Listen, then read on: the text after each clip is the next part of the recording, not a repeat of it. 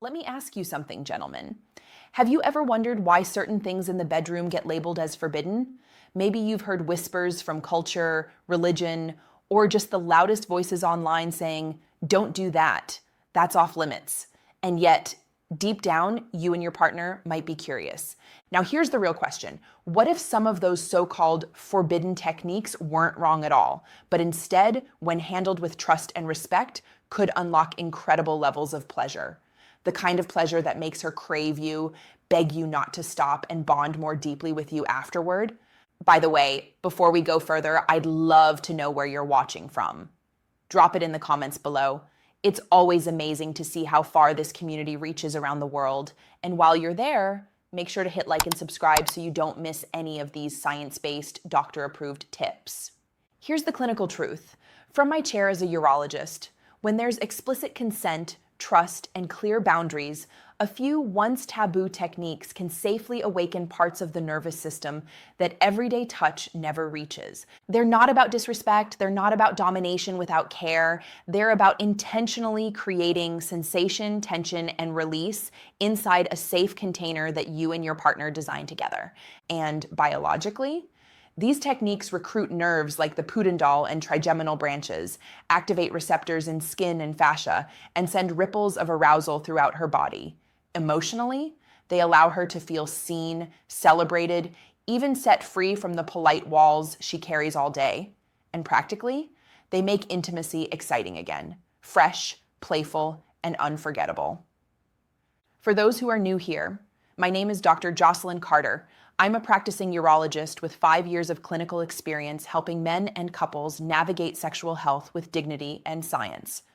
I want you to hear this clearly. There is no shame here, no judgment, just biology, psychology, and practical advice you can take home tonight if you choose. And remember, everything I described today only works when both partners enthusiastically consent. That means you discuss it first, agree on limits, and always have a clear signal to pause or stop. So let's break this down into 3 specific techniques.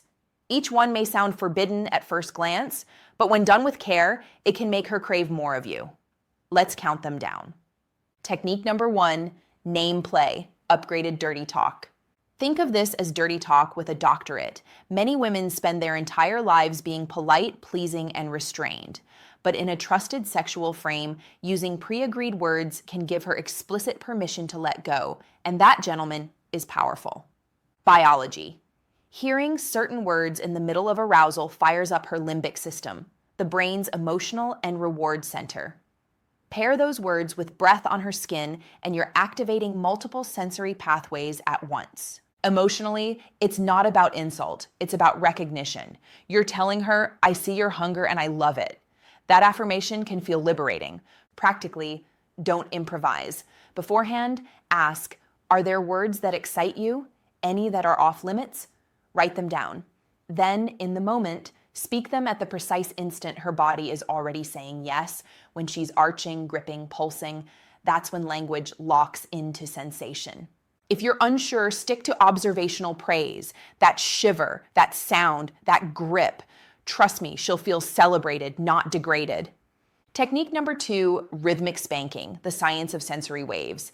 This one can sound scary, but here's the science. The gluteal region is packed with sensory nerves, including branches of the pudendal nerve. When you deliver a properly placed open palm smack on the fleshy part of the buttock, you don't just create a sting, you create a deep, throbbing wave that echoes into the pelvis. Biology. That wave stimulates pressure and stretch receptors, which feed into the same pathways connected to the clitoral network. It's not about pain, it's about resonance. Emotionally, done with care, it can make her feel both claimed and adored. The rhythm signals, I'm here with you, I'm leading, and you're safe. Practically, always warm up first. Firm hand pressure, kneading, long caresses. Aim for the upper outer quadrant of the buttock. Avoid the spine, tailbone, or hips. Keep your palm open, fingers together. Think press and rebound, not slap and snap. Start light and slow, 1 or 2 per breath cycle. Watch her body. If she arches into your hand, exhales or stills, green lights. If she tenses or pulls away, lighten up or stop. And when you finish, always land soft. Palm pressure, a kiss, soothing strokes. This aftercare is what transforms intensity into trust. Technique number 3, hair pulling, claimed with care. This is perhaps the most misunderstood. Done wrong, it's painful. Done right, it's unforgettable. Biology. The scalp is one of the most nerve-dense areas in the body, wired by branches of the trigeminal nerve. A steady pull close to the scalp sends a wave down the spine through the pelvic floor. Emotionally, many partners describe it as primal, a feeling of being claimed but still safe. It can heighten surrender, deepen intimacy, and carve the memory into her nervous system. Practically, safety first. Skip this if there are neck issues, migraines, or extensions. Gather a small handful of hair close to the scalp with your fingers curved like a hook. Don't grab the ends. Choose one direction, back or up. Hold for 1 to 2 breaths, then release. Time the pull with a thrust or a kiss. Exhale as you engage so your bodies sink. End with a scalp massage to soothe the nerves and return warmth. Now here's how you bring these together without chaos. Frame, invite her beforehand. Example, do you still want to try that rhythm game with name play and maybe a little hair at the base? Wait for a clear yes. Build, begin with steady breath-to-breath touch. Speak a first safe phrase. Add one element at a time. Crest, when her body is saying yes, increase pressure or tempo slightly. This is where edgier words belong. Land, ease off, hold her. Tell her one thing you loved about how she responded. That arc, frame, build, crest, land, is what transforms forbidden into unforgettable. Gentlemen, let's clear the air. These are not games for proving loyalty or testing boundaries. They are for couples who are already rooted in respect. If either of you feels shame, awkwardness, or uncertainty afterward, normalize it. Talk, debrief, ask, what did you love? What should we change? Do you feel good? That conversation afterward is just as intimate as the moment itself. It reassures her nervous system that she is safe, loved, and desired.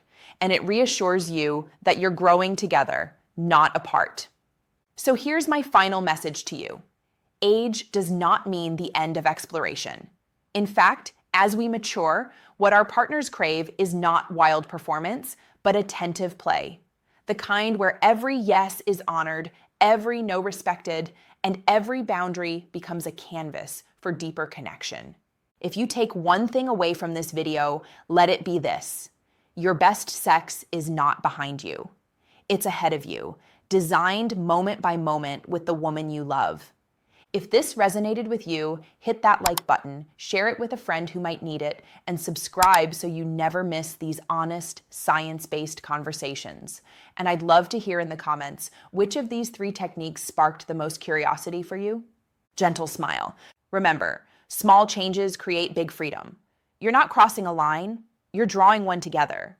And when you play inside it with care and courage, that's when intimacy becomes unforgettable. I'm Dr.